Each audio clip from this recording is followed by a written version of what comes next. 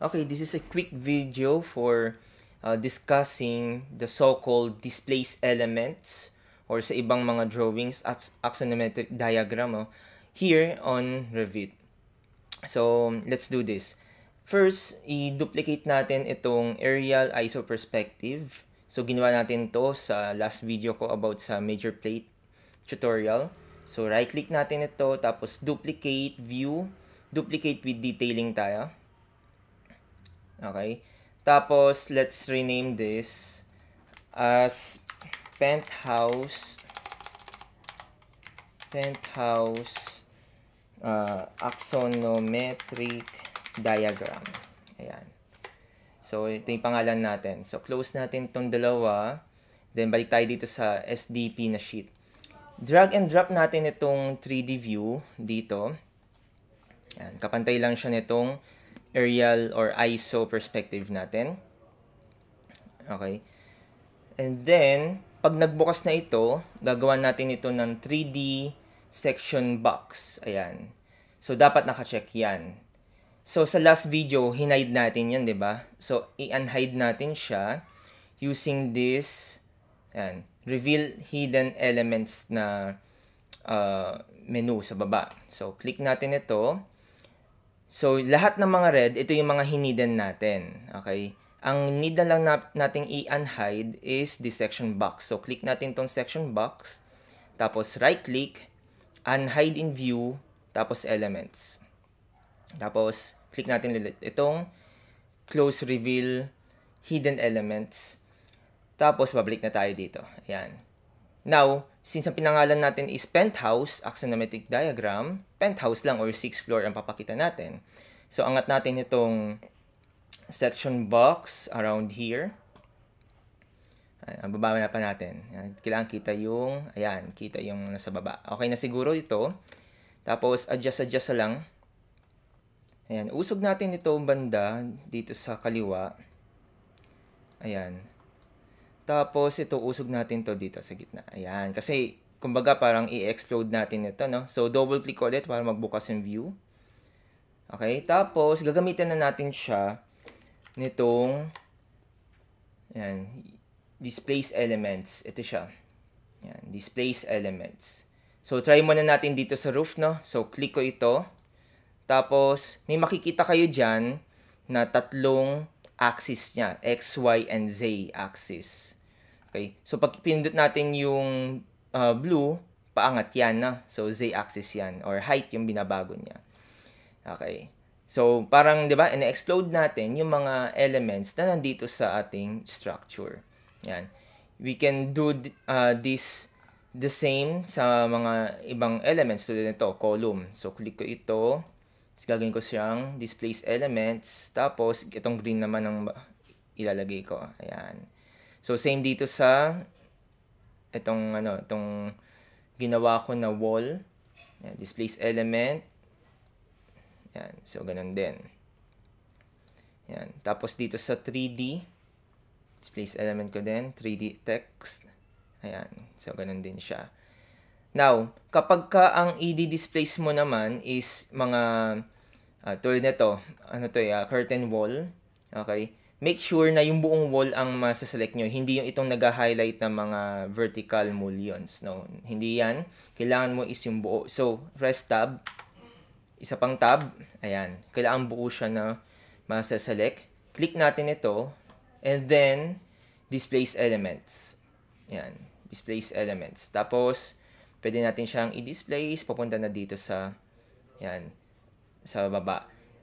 Now, pwede mo siyang i-edit pa. Yan. Pag kinlik mo itong edit, yan, magiging green itong na-select natin. Pwede ka pa magdagdag ng isa. Kaya nga may nakalagay dito, add to displacement. So, i-click natin ito. Pero bago yon, gawin natin ginawa natin kanina na tab. Yan. Click. Yan. Magiging pareho na sila ng displacement. Tapos, finish mo lang. Ayan. You can also do that by selecting multiple elements na by selecting while holding control key, yan, para sabay-sabay mo silang ma-displace. So, pag na-select mo na silang tatlo, displace element, tapos, itong green naman, Pag ganyan naman siya. Ayan. Tapos, same dito sa roof na ito. Kung gusto mo siyang i-display naman, paangat, pataas. Ayan. Tapos, same dito sa ceiling. Ngayon, kapag ganito, may ceiling, tapos may lighting kayo, pag din-displace natin ito, automatic na siya madi-displace kasama ng mga lightings niya. Ayan. Okay. So, na-displace natin sila. Di ko ni-displace ito na sa likod, no? Pero pwede din ninyong gawin ito sa inyong mga design na inyong penthouse, no? Now, syempre, hindi kompleto ang displacement kung walang mga lines. So, madaling lagyan to ng lines, no? So, kiklik natin yung displace na element, then, click here, yung path. Yan. So, paano yung path? Click mo lang yung path, tapos itutok mo lang. May lalabas sa dyan ng mga hidden lines. Ayan. So, sa mga edges kadalasan yan, no? So, click natin sa edge na to, sa edge na to, edge na to, at edge na to. Ayan, o, diba? So, meron na siyang, kumbaga, yung displacement path ito na tinatawag, yung first start point ng kanyang displacement path, it's nandito sa mismong element, tapos mag-e-end doon sa totoong placement niya. Okay? So, try natin sa iba. So, tulad nito, click path. Ayan. Since maraming mga elements dito, tulad ng mga vertical mullion, nadedetect din iyon ng displacement path. Ayan. Pero syempre, ilagay lang natin siya sa mga dulo-dulo lang. Ayan. So, tulad niyan. Ayan. Apply lang natin. Apply, apply. Ayan.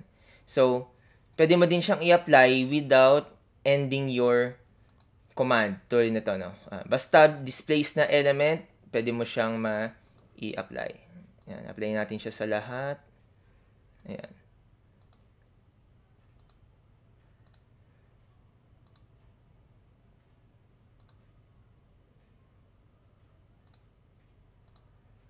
Ayan. Sa akin, nagdi-display siya dito sa ilalim, no? Kasi, itong column ko dito is nandun mismo sa ilalim nakakonekta din, no? Pero, that's okay. So, okay. I think pwede naman natin itong i-delete. Ayan. Since it's A-line lang. Okay.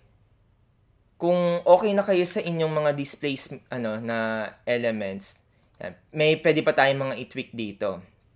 Okay, for example, ayaw nyo ng kulay at yung line style na ginamit dito ng displacement.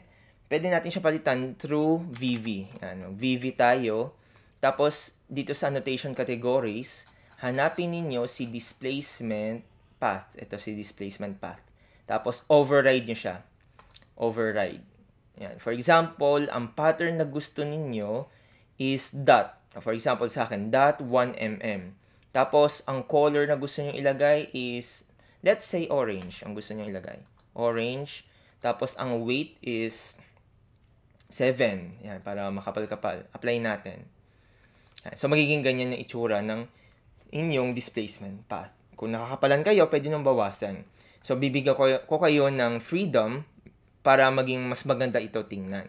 Actually, pwede pa nga ninyong lakihan yung mga displacement. No? For example, ito, pwede nyo pang iangat yan para kita yung kita yung explode no, ng inyong axonometric diagram. So on and so forth.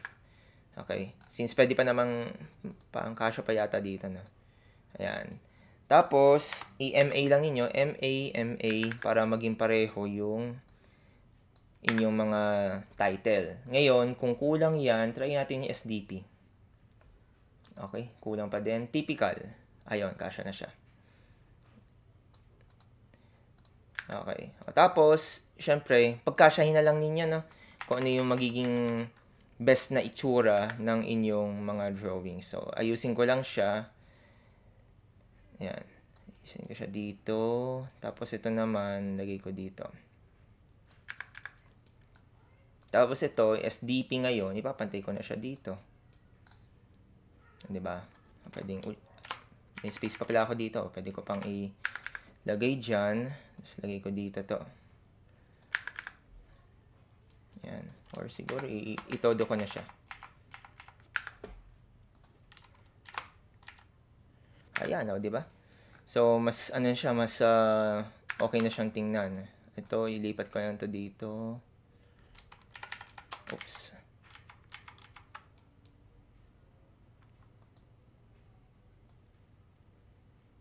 For example, dyan, papantay ko siya dito sa 4. Ayan. Tapos, kung gusto niyo pang explode yung pang mga bagay dito, go lang, no? Basta maging presentable siya at maintindihan ng babasa na, okay, ito yung exploded diagram lang.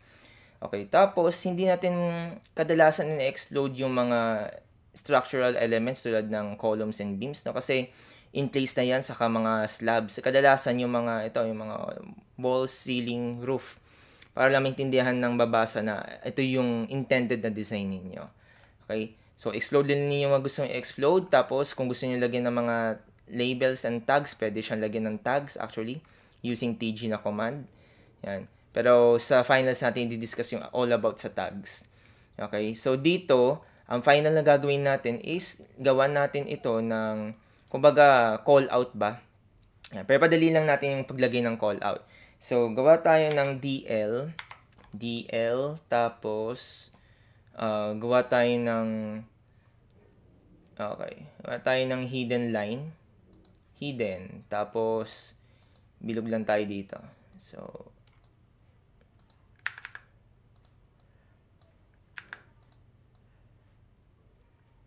yan, I think okay na itong bilog na ito. Ayan. Tapos, gawa na lang kayo ng line dito. DL ulit. Line. Ayan. Tapos line ulit dito. Ayan. So, para alam lang ng titingin na, okay, this is the diagram from this area. Diba? So, yun. So, pwede nyo pa siyang pagandahin by using the line styles. Gawa kayo ng another line style. For example, mag-new tayo, new line style. Lagay natin dito is blow up hidden lines. Ayan. So, okay lang natin. Tapos, gawin natin itong 7. Tapos, this should be hidden line. Tapos, kung gusto nyo palitan ng kulay, for example, gusto nyo siyang orange din. So, kapareho nandito sa axonometric diagram o sa displace element. Yan. Tapos, click natin to, SA.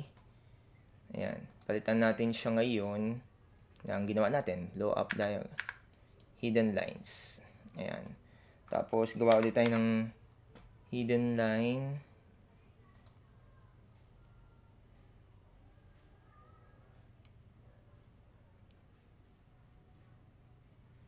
Ayan, parang ganyan na. Ayan, tapos MA lang natin. MA, click.